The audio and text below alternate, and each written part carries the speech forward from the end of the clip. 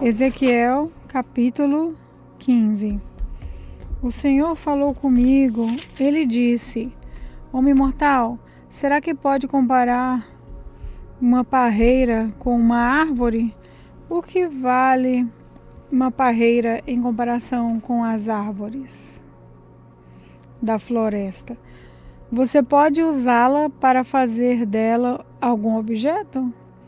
Será que a sua madeira serve para fazer um cabide para pendurar coisas? Não. Só presta para fazer fogo. E quando as pontas viraram cinzas e o meio está queimado, será que ela serve para alguma coisa? Não. Antes de ser queimada, essa madeira não prestava para nada. Agora que o fogo a queimou completamente, é mais inútil ainda. Pois o Senhor Deus está dizendo isso: como uma parreira é tirada da floresta e queimada, assim tirarei o povo que vive em Jerusalém e o castigarei. Eles escaparam do fogo, mas agora o fogo acabará com eles. Quando eu os castigar, vocês ficarão sabendo que eu sou o Senhor. Eles têm sido infiéis a mim, e por isso farei o seu país virar um deserto. Eu, o Senhor Deus, falei. Ezequiel capítulo 16. O Senhor falou comigo.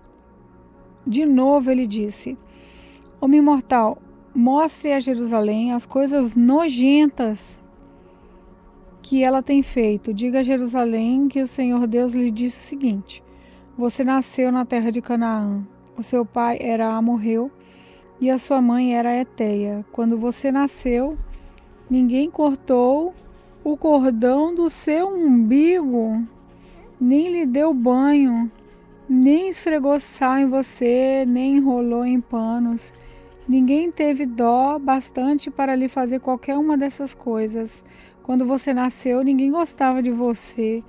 E até hoje, a jogaram no mato. Uau. Quando passei por perto e vi você rolando no seu próprio sangue, embora você estivesse coberta de sangue, eu não deixei que morresse. Eu a fiz crescer como uma planta sadia. Você cresceu forte e alta e ficou moça. Os seus seios se formaram e o seu cabelo ficaram compridos, mas você estava nua. Quando passei de novo, vi que havia chegado o tempo de você amar. Então, cobri o seu corpo nu com a minha capa e prometi amar você. Sim, fiz um contrato de casamento com você e você se tornou minha. Sou eu, o Senhor Deus, quem está falando. Eu a lavei com água e limpei o sangue que a cobria. Passei azeite na sua pele. Eu a vesti com roupas bordadas e lhe dei sapato do melhor couro, um turbante de linho, uma capa de seda. Eu a enfeitei com joias, pulseiras e colares. Dei uma argola para o seu nariz, brincos para as suas orelhas e uma linda coroa para a sua cabeça. As suas joias eram de ouro e de prata, e você sempre usou vestidos bordados de linho e de seda. Você comeu pão feito da melhor farinha e tinha mel e azeite à vontade. Você era muito bonita e chegou a ser rainha. Em todas as nações falavam da sua beleza perfeita, porque fui eu que a fiz assim tão linda.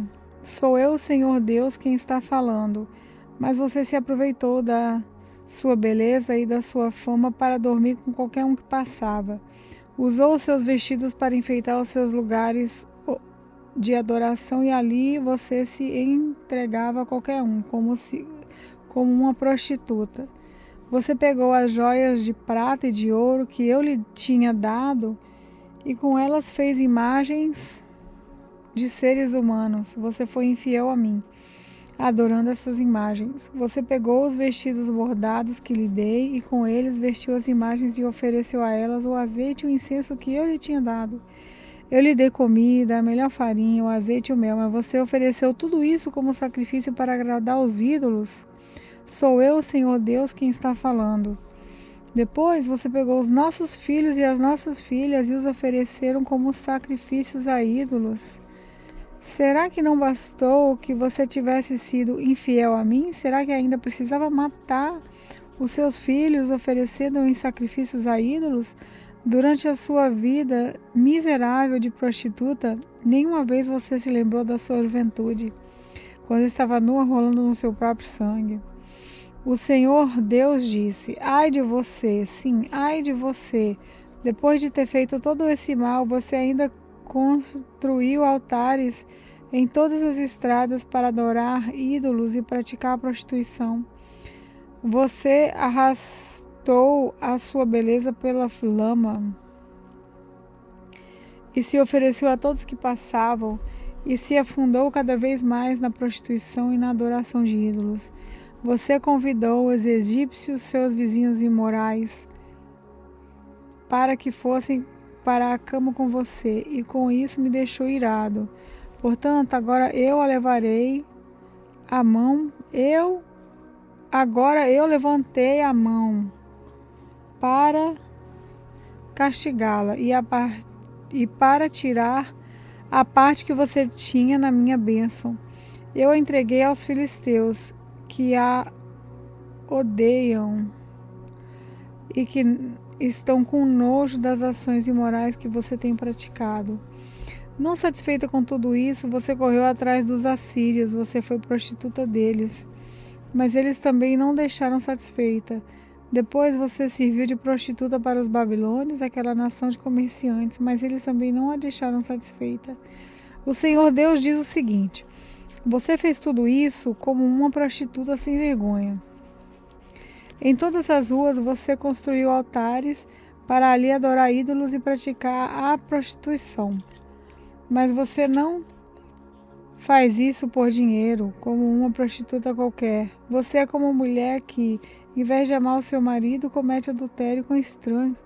A prostituta é paga, mas você deu presentes a todos os seus amantes e ainda lhes ofereceu lembranças para que viessem de todas as partes dormir com você. Você é uma prostituta diferente.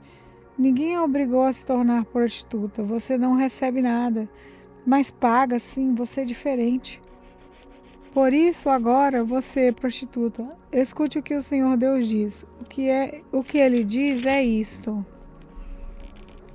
você tirou a roupa e, como prostituta, se entregou aos seus amantes e a todos os ídolos vergonhosos, e matou os seus filhos em sacrifício a ídolos. Por causa disso, eu vou reunir todos os antigos amantes, tanto os que você apreciava como os que detestava. Eu os colocarei ao seu redor em círculo, então arrancarei a sua roupa e eles verão você nua.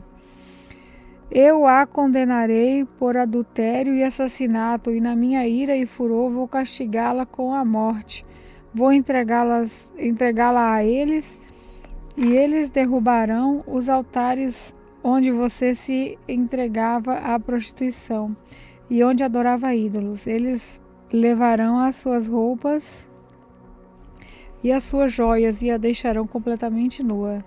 Eles vão atiçar a multidão para apedrejá-la, e com as suas espadas cortarão você em pedaços. Eles destruirão com fogo as suas casas e deixarão que muitas mulheres vejam o seu castigo. Farei com que você deixe de ser prostituta, farei com que deixe de dar presentes a seus amantes. Aí o meu furor passará e eu me acalmarei, não ficarei mais irado, nem terei ciúmes. Você esqueceu como eu a tratei quando era moça? Me deixou irado com todas as coisas que fez. Foi por isso que a fiz pagar por tudo, porque é que, além de todas as coisas nojentas que você fez, ainda foi imoral. Eu, o Senhor Deus, falei. O Senhor Deus diz o seguinte: Jerusalém, os outros usarão este provérbio a respeito de você, tal mãe, tal filha. De fato, você é a filha da sua mãe. Ela detestava o marido e os filhos. Você é como as suas irmãs que odeiam os seus maridos e os seus filhos. Você e as cidades que são suas vizinhas tiveram mãe Eteia e pai morreu. A sua irmã mais velha é Samaria do norte, com os povoados que ficam ao seu redor. a sua irmã mais moça com os seus povoados, e Sodoma do sul. Por acaso você se contentou em seguir os passos delas, em imitar as coisas nojentas que elas fizeram? Não. Em pouco tempo você se tornou ainda mais imoral do que elas em tudo o que fazia. Jerusalém, juro pela minha vida, diz o Senhor Deus, que a sua irmã Sodoma e os povoados que ficam ao seu redor nunca pecaram tanto quanto você e os seus povoados. Sodoma e as suas filhas eram orgulhosas porque tinham muita comida e viviam no conforto sem fazer nada, porém não cuidaram dos pobres e dos necessitados. Elas foram orgulhosas e teimosas e fizeram as coisas que eu detesto, por isso eu as destruí, como você sabe muito bem. Samaria não cometeu a metade dos pecados que você, Jerusalém, cometeu. Você fez coisas ainda mais vergonhosas do que as suas irmãs Sodoma e Samaria fizeram. Elas até parecem inocentes quanto à sua corrupção, Jerusalém, e comparada com a delas. E agora você terá de suportar a sua desgraça. Os seus pecados são mais graves do que os das suas irmãs, tanto que elas até são inocentes em comparação com você. Agora, Jerusalém, fique envergonhada e aguente a sua humilhação, pois você faz com que as suas irmãs pareçam puras. O Senhor Deus disse a Jerusalém: vou fazer progresso de novo para as suas irmãs, para Sodoma e os povoados que ficam ao seu redor, e para Samaria e os seus povoados. E vou fazer com que você também prospere. Você terá vergonha de você mesma. E a sua desgraça mostrará às suas irmãs que elas estão em boas condições. De novo haverá progresso para elas, e você e os seus povoados também serão reconstruídos. No seu orgulho você zombou de Sodoma, até de ser descoberto o mal que você fazia. Agora você se tornou igual a Sodoma, zombam de você os edomitas, os filisteus e os seus outros vizinhos que a odeiam. Você precisa sofrer pelas coisas imorais e vergonhosas que fez. Eu, Senhor, falei. O Senhor Deus diz: Jerusalém, eu a tratarei como merece, pois você quebrou as suas promessas e não respeitou a aliança, mas eu manterei a aliança que fiz com você na sua mocidade e farei com você uma aliança que durará para sempre. Você lembrará do que fez e ficará envergonhada de receber de volta a sua irmã mais velha e a sua irmã mais moça. Eu as darei a você como se fossem filhas, embora isso não fizesse parte da nossa aliança. Renovarei a aliança que fiz com você e você ficará sabendo que eu sou o Senhor. Eu perdoarei todas as coisas, mas que você fez, porém você lembrará delas e ficará envergonhada demais para dizer qualquer coisa. Eu, o Senhor Deus, falei. Ezequiel capítulo 17. O Senhor me disse o seguinte: Homem mortal, faça para os israelitas uma comparação, para que saibam o que eu, o Senhor Deus, estou dizendo. Era uma vez uma águia gigantesca, das asas enormes bem abertas, toda coberta de lindas penas. Ela voou para os montes Líbanos e quebrou a ponta de um cedro. Ela levou essa ponta para uma terra de negociantes e a deixou numa cidade de vendedores.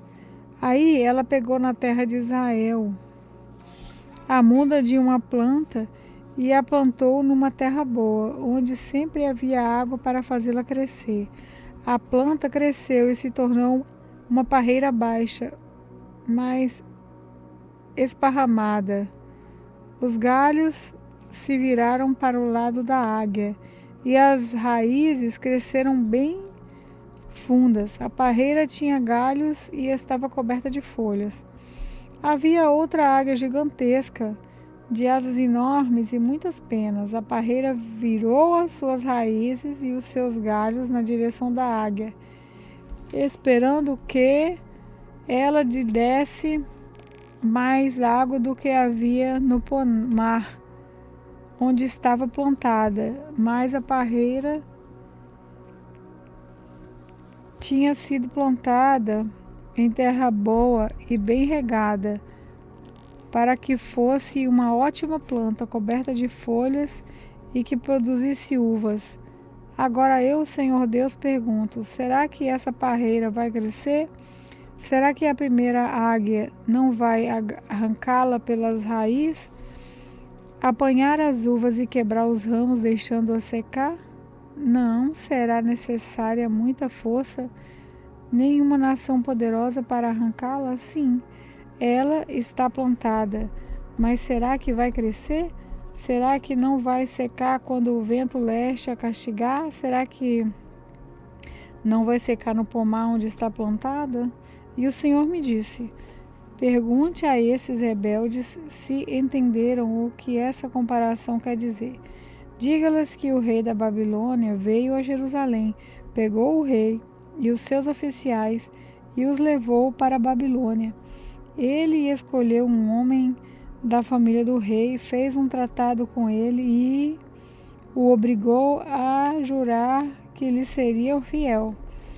O rei da Babilônia também levou os homens importantes para evitar que a nação se levantasse outra vez e para ter certeza de que o tratado seria cumprido.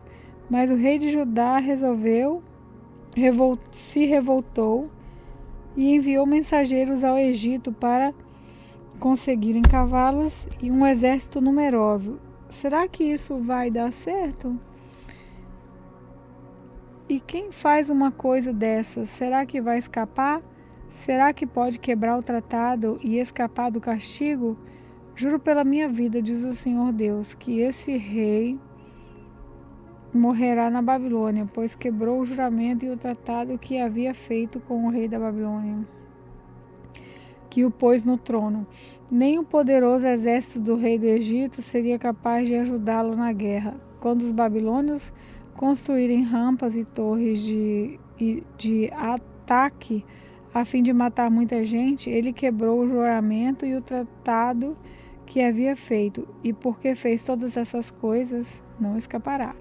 O Senhor Deus diz: juro pela minha vida que eu castigarei o rei por ter quebrado o tratado pelo meu nome ele jurou guardar. Estenderei uma rede de caçador e o pegarei nela. Eu o levarei à Babilônia e o castigarei ali, pois ele foi infiel a mim.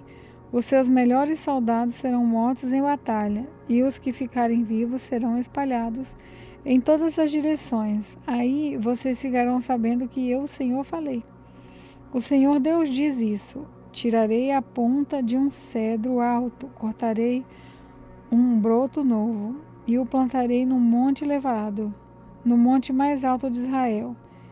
Ele soltará galhos, produzirá sementes e se tornará um cedro muito lindo.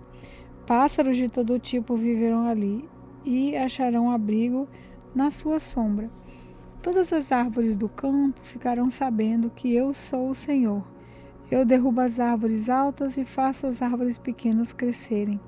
Eu seco as árvores verdes e faço com que as árvores secas fiquem verdes de novo. Eu, Senhor, falei. Eu cumprirei o que prometi. Ezequiel capítulo 18. O Senhor me disse o seguinte: por que será que na terra de Israel o povo vive repetindo o ditado que diz: os pais comeram uvas verdes, mas foram os dentes dos filhos que ficaram ásperos? Juro pela minha vida, diz o Senhor Deus, que vocês nunca mais repetirão esse ditado em Israel, pois a vida de todas as pessoas pertencem a mim, tanto a vida do pai quanto a vida do filho. A pessoa que pecar é que morrerá. Imaginem que exista um homem verdadeiramente bom, correto e honesto. Esse homem não adora os ídolos dos israelitas, nem come a carne dos sacrifícios oferecidos em templos proibidos. Ele não seduz mulheres casadas, nem tem relações com mulheres durante as regras. Não engana nem rouba ninguém, devolve aquilo que lhe foi dado como garantia de empréstimo, dá comida a quem tem fome e roupa a quem está nu. Quando empresta, não cobra juros altos, recusa-se a fazer o mal e em qualquer questão as suas decisões são justas. Obedece aos meus mandamentos e guarda cuidadosamente as minhas leis. Esse homem é correto e viverá, diz o Senhor Deus. Imaginem também que este homem tenha um filho que rouba, mata e faz coisas que o pai nunca fez. Esse filho come a carne dos sacrifícios oferecidos no templo proibido e seduz mulher casada, engana os pobres, rouba e fica com aquilo que lhe foi dado como garantia de empréstimo. Ele vai aos templos pagãos, adora ídolo nojento e empresta dinheiro a juros altos. Será que ele vai viver? Não, não vai.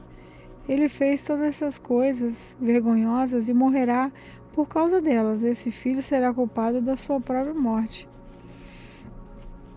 Agora, imaginem que, por sua vez, esse filho tenha um filho. Esse filho vê todos os pecados que o pai cometeu, mas não segue o seu exemplo. Não adora ídolos dos israelitas, não come carne do sacrifício oferecido em templo proibido, não seduz mulher casada e não explora nem rouba ninguém. Ele devolve aquilo que lhe foi dado como garantia de empréstimo, dá comida a quem tem fome e roupa a quem está nu. Ele se recusa a fazer o mal e não empresta dinheiro a juros altos. Guarda as minhas leis e obedece os meus mandamentos. Ele não morrerá por causa do pecado do seu pai e certo viverá. O pai dele enganou, roubou e se prejudicou os outros. Por isso morreu, por causa dos seus próprios pecados. Mas vocês perguntam, por que é que o filho não sofre por causa dos pecados do pai? A resposta é essa. É porque o filho fez o que era correto e bom. Ele guardou as minhas leis e as seguiu cuidadosamente. E por isso é certo que viverá. Aquele que peca é que morre. O filho não sofrerá por causa dos pecados do pai, nem o pai por causa dos pecados do filho. A pessoa boa será recompensada por fazer o bem. A pessoa má sofrerá o mal que pratica. Se um homem mau parar de pecar, se guardar as minhas leis e se fizer tudo o que é certo e bom, não morrerá, e certo viverá. Todos os seus pecados serão perdoados e ele viverá, porque fez o que é correto. Vocês pensam que eu gosto de ver um homem mau morrer? Pergunta o Senhor Deus. Não. Eu gostaria mais de vê-lo arrepender-se e viver.